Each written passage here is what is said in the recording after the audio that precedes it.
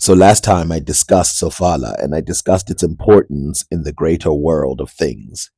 But we cannot just throw out assertions out there without proof.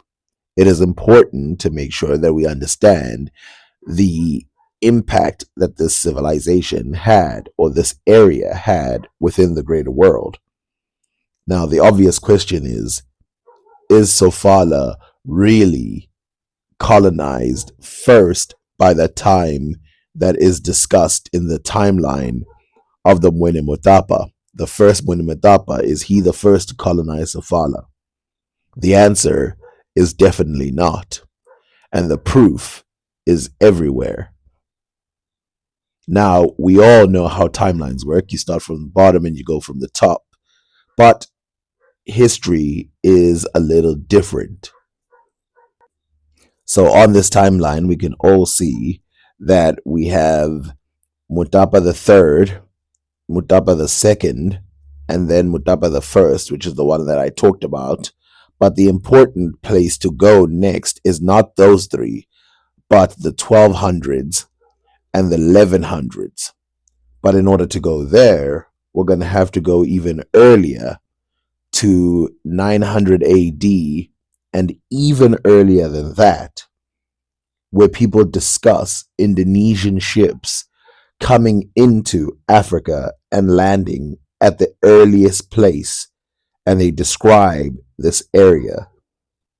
So I mentioned last time that the word Sofala is a word that came from the Swahili coast, even though it's mentioned in the documents of the Ethiopians, the Arabs, the Swahili coast people, and even other people who spoke Arabic around the world, and even Christians. But do we actually have proof of this? Well, the proof starts linguistically. So the question is, what does the word Sofala mean? The good thing is we don't have to guess, because Al Masudi gives us a definition. So before it was a place, it was a direction. It says here, these sailors go on the sea of Ezanj as far as the island of Kambalu. Kambalu is Indonesia. And the Sofala, the low country of the Dema. So if you ask yourself, why is he using this word, the Sofala, instead of Sofala, the region? That's because he's talking about the lowest parts of Africa. And this is easy to prove. So in Arabic, the word Sofala means lowness, even today. And it can also mean baseness or depravity. This was a convenient word at the time because, of course, the people of Sofala were lower than the people of the Swahili coast, which they called the Zanj, and they happened to be depraved from the point of view of the Muslims because, one, they walked around in what they said was nakedness, so women had their breasts out, and then also they were what they would call kafir, or heathens, because they did not worship the same types of gods that Judeo people worship. This, of course, is very convenient for them, which is why the people of the Swahili areas would give that one specific area the word Sofala. But in the beginning, the word Sofala just meant the southernmost tip of Africa, as far south as you could go.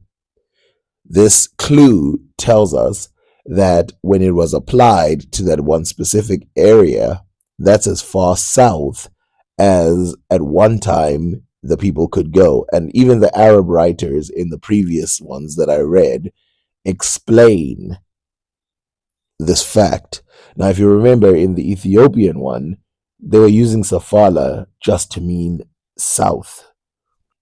Now, for the next piece of information that we're going for, we have to go so far away from the kingdom of Mwene Matapa and go all the way to Sicily. Now, why should we go here? Well, we're looking for a Norman named Roger. And Roger told a Muslim to create a map for him, which took him over a decade to create. But in creating this map, he details hundreds of other people's writings about the entire world. And in these writings, he gives us a clue about the people of Muenematapa. But here's the thing, this is before Muenematapa even became a thing. But still, they give us a clue that Sofala is connected to a bigger civilization that is tied to gold. King Roger II of Sicily is one of the most important figures when it comes to map making in history. Because, of course, he went and sought out Al Idrisi, who, after the years, came up with this. These maps map out all the places of the world, encircled, showing that the world is a globe. They start from China and even as far as Japan, and then they end on Europe on the other side. They start as high as Russia and even Sweden and end at the lowest parts, aka Sofala. What I'm about to read next is from the 1100s, and it talks about Sofala. And this is why it was so important for me to connect Sofala with Zimbabwe and Muenematapa in general. The reason is because when it's mentioned later, I don't want people looking at it as some independent state that is apart from this area and is connected directly to the Swahili coast. Sofala has nothing to do with the Swahili coast until the later years. And this is depicted in this writing. This is from the Book of Roger. It is 2 days' journey along the coast by boat to Manfisa. This is a small place and a dependency of the Zanj. The inhabitants of this place work in iron mines and hunt tigers. They have red-colored dogs and that fight every kind of wild beast and even lions. Manfisa is on the seashore opposite the mouth of the great river, up which it is possible to sail for 2 days. Its banks are uninhabited because of the wild beasts that live in the forests where the Zanj go to hunt, as we have already said. The king of Zanzibar lives in Mafisa. His guards go on foot because they have no mounts. Horses cannot live here. Okay, this is where it goes.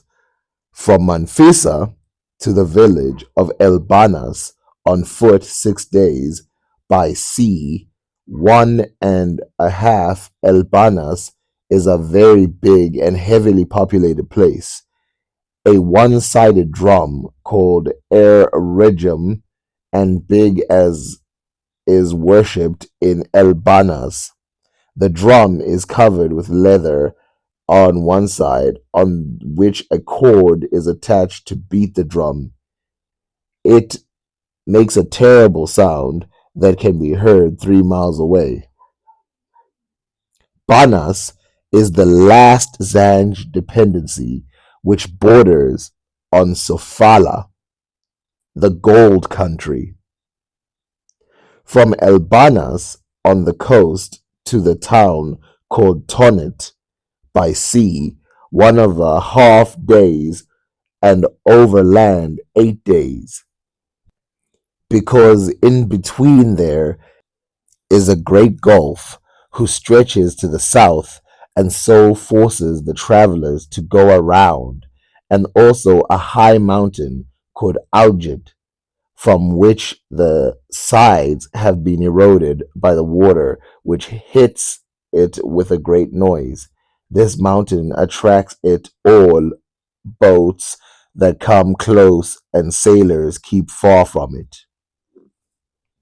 So, firstly, it's important to mention that the word Sofala comes back up again, and Sofala is connected to a distant land of Zanj.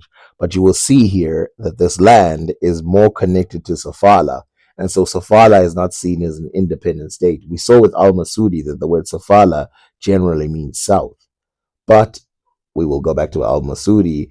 The word Sofala literally did mean a specific place. And in this case, they're talking about the same Sofala that we see in the later date. And he even gives specific names of rivers and stuff.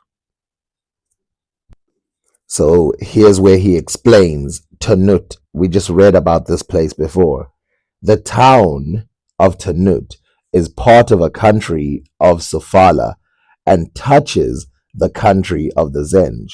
So immediately there's a separation. So the Zenj, the Swahili coast, and he says Tanut and Sofala touch the Zenj regions. So they're not Zenj.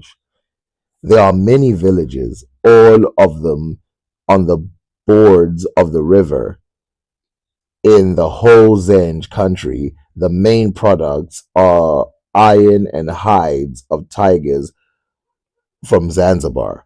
So let's first break it down. So it says it's on the river.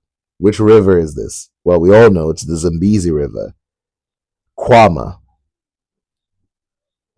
Now he already has explained that that's the country of gold, so we don't need to get deeper into that part about mostly selling iron and hides of tigers, which, you know, the word tiger is really a translation of the word panther, which really translates wild cat. The color of those hides is close to red, and they are very soft since they have no pack animals. They themselves transport their loads. They carry their goods on their heads to two towns, Mombasa and Malindi. There, there they sell and buy. Zabaj or Jawaga, and this is the important part because you can see there in quotation marks, Indonesia. So Zabaj, which everybody knows who studies this, Zabaj or Jawaga is Indonesia today. So you guys can know how far away Jawaga is. In other words, how far away Indonesia is. So this is what he's talking about. Indonesia, and then he's talking about how they traveled over here. Now remember that the Ethiopians and other people know about going around Africa, which is probably why some of the Indonesian things collected by the Portuguese talk about going around Africa, but we'll get back to that. So he says, Zabaj or Jawaga, these foreigners sell their goods there and buy the produce of the country. The inhabitants of Zabaj or Jawaga coal at Zanj in both large and small ships, Zawarik wa Marabik Kubar, and trade their merchandise with them as they understand each other's language. Now, it's important that he's not saying that everybody understands the language, but these people do.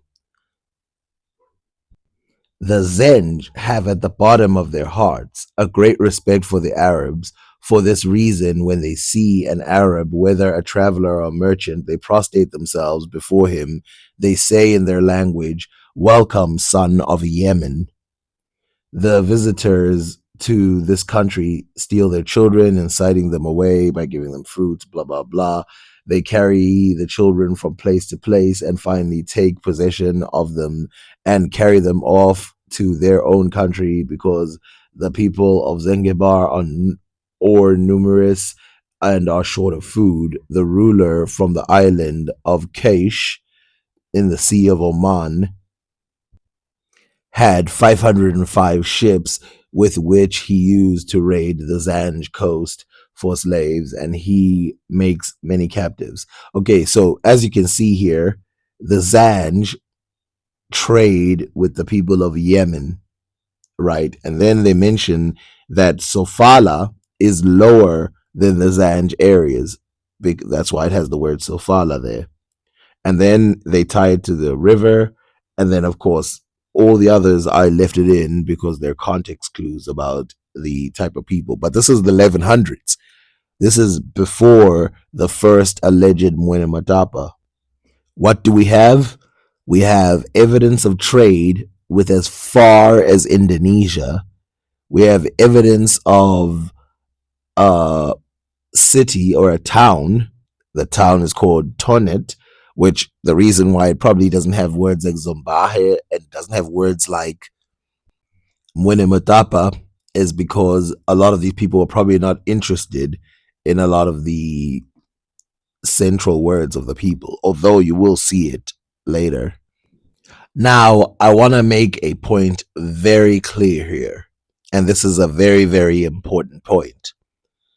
It doesn't make sense that Sofala is considered the lower places because, of course, Sofala in the maps of the Arabs should be the higher places, given the fact that the map was upside down before. So Africa was at the highest place in the map, and Europe was at the lowest place.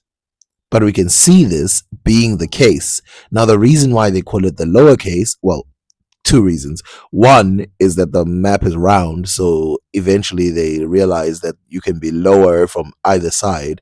But two is because they wanted to give a moral judgment to Sofala. It's not just directional. So that means then there should be a place called Sofala in the north. Well, there is. So all the writings always make a distinction between that Sofala in Africa, as in the Ethiopian one, when they said through the land of the blacks you get to Sofala, and then they make a difference between Mediterranean Sofala, such as a Sofala is a place which is known by the name of the coast Sulukait in the Byzantine Empire. It extends under the water, blah blah. So it makes sense there's the place called Sofala in the northern side as well, because the north would be the south. So as I was saying, the reason why those places are called the lower places, it's not just directional. With it has to do with specifically a moral thing. So heathenism. That's another context clue about the people who are living in that area. Now, of course, we already know from the writings, but it's good to know it in multiple ways, triangulate the information. If we go back to the real Sofala, the low country of the Demdema, right, it shows there that these sailors go on the sea of the Ezanj as far as the island of Kanbalu. Now remember Kanbalu, Indonesia.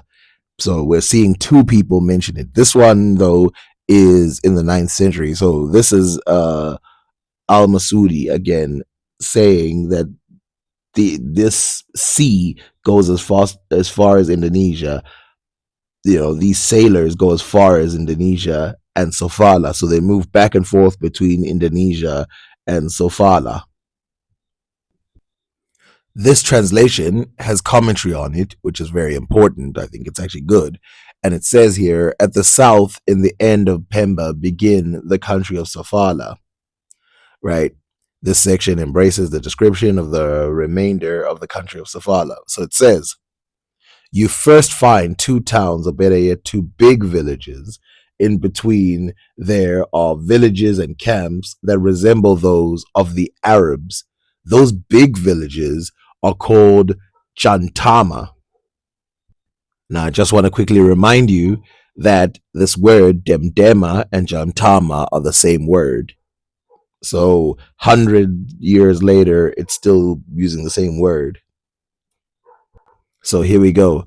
Those big villages are called Chantama and Dandama, Chindi and Quelimane. They are situated at the seashore and rather small. The inhabitants are poor, miserable, and without resource to support them except iron. Metal there are numerous mines in the mountains of Sofala.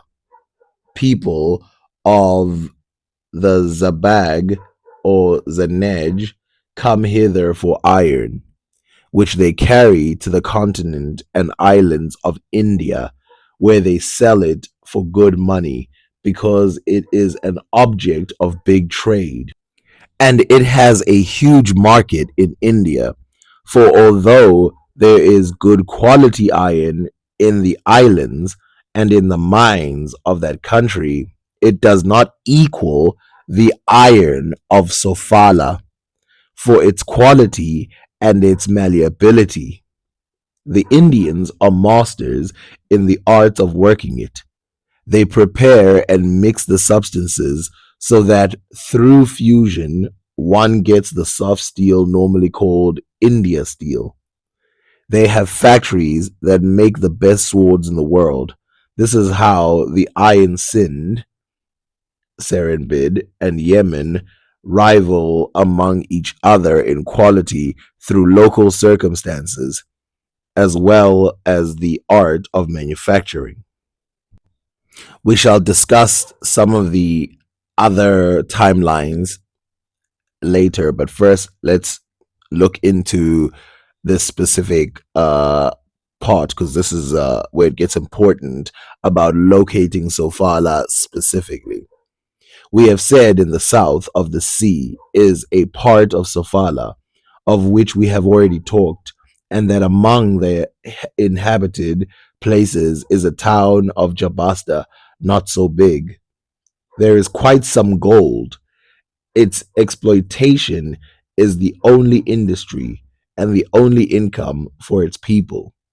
They eat sea turtles and shells. Now, this will remind you of Chibwenu. In Chibwenu, they find a huge mound of shells in that area. There is not much Dora or sorghum among them. The town is situated in a big gulf where the boats can enter. The people of Jabasta, who do not have boats or beasts of burden to carry their loads, are forced to carry their loads themselves and to help out each other in this. Also, people from Quamar, Madagascar, and people from Mirage, the Sultan Emperor of Sri Vijaya, so in India, are well received in Jabasta of Sofala. I can almost guarantee that this Jabasta area is Chibwenu because Chibwenu has a 3 meter thick shell midden represented in the Chibweni archaeology site. It is located on the rocky outcrop of the rises more than 4.5 meter above the beach. This part is now eroded by the sea and cultural layers. So basically, there's a wall that was literally covered in shells because the people of Chibwenu ate nothing but turtles and shells, giving this white look to this hill, which is actually shells that have been dumped after eating the shell, the stuff inside the shell. And then they carry on and say, and carry on the trade there from the town of Jabasta to the town of Daguta by the sea is a journey of 3 days and nights. And from it, Jabasta, to the island of Comer is one Majra. The last town on the coast of Sofala is Daguta Angoche or Mozambique in Mozambique today, and its territory and there most of the gold is found. It is in a big gulf. The people are naked. They cover with their hand their parts when merchants come to them from neighboring islands. The women are afraid and never show themselves in the markets nor in the places of business because of their nakedness. That is why they are confined to their homes. One finds more gold in these territories than anywhere in Sofala. This land touches on that of Kwakwak, where there are two miserable, dirty towns. This is because of the scarceness of food and scarceness of all other things, too. One is called Derau or Zerau, modern Imhambane, which I'll show on the map. Let me just do that now. Here it is, so you can see how far south in South Africa we really are. But let's use a better map, Google Earth. We're really getting real close to South Africa by this time. And this is, again, a writing that is that old. And then they continue and say, in its neighborhood is a big village called Daga or Dagdaga. The natives are black with hideous figures, a deformed complexion. Their language is a kind of whistling. They are absolutely naked and little visited by foreigners. They live on fish, shells, and turtles. They are, as we have said, neighbors of the island of Wakwak, of which we shall speak later, God willing. All of these countries and islands are situated in a large gulf. Neither gold, nor ships, nor commerce, nor beasts of burden are found there. As the island of Jealous, its inhabitants are Zenjas. They live, as we have said, from anything that falls into their hands. The island is a mountain whose soil is mixed with silver. If one approaches the soil, the fire, it dissolves and becomes silver. Now, we have to be very specific about every single place that existed at the same time. Obviously, we know that King Roger existed at the same time. Now, when this book was written, it's very important to keep in mind timelines. The Zagwe dynasty of Ethiopia was going on with the creation of the Church of Lalibela in Ethiopia. Now, keep in mind, this is the same date that the wars of Zimbabwe are also shown. Now, of course, we all know the history of what happened where people were starting to go, okay, well, these wars must have come from Arabs or whatever. But in real life, we can all tell from the writings and all of that, that everything that is internal is blamed internally by the people. At no point do they ever say, we created the civilization, we made any of them. No. At no point, whether we're talking 1100s or even later, it's always credited to the natives. In the same time, one of the greatest kings of the Kanem Empire was expanding. So the Kanem Empire was starting to become a real thing. Under the Nilotic ruler, Dunama Damaleni, which you can see his name written in the Kanem Chronicles. In the Senegambian regions, we have Dekrur. Dekrur was a growing empire by this time, as the Ghana Empire was shrinking. And we all know how impressive the Ghana Empire was.